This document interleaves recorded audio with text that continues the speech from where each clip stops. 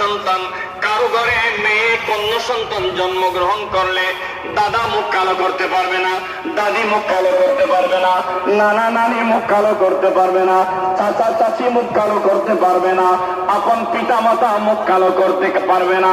কেন পারবে না? যেহেতু আমার নবী বলেন কন্যা সন্তান আল্লাহর রহমত বনে কারো ঘরে জন্মগ্রহণ করে, তো আল্লাহর রহমত পেয়ে খুশি উদযাপন করতে হবে, মুখ কালো করার সুযোগ নাই। কন্যা সন্তান সেটা আল্লাহর রহমত, সেই রহমত পেয়ে কেউ যদি মুখ কালো করে সে কাফের হয়ে যাবে। নাউজুবিল্লাহ বলেন না। কন্যা সন্তান আল্লাহর রহমত পেয়ে কেউ যদি মুখ পেরেশান করে তার ঈমান চলে যাবে।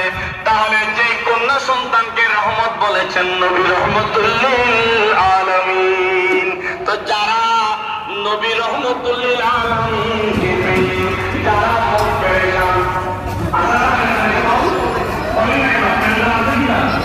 নবীর উম্মত হয়, এই যে ডক্টর শেয়ার এখন করলাম না।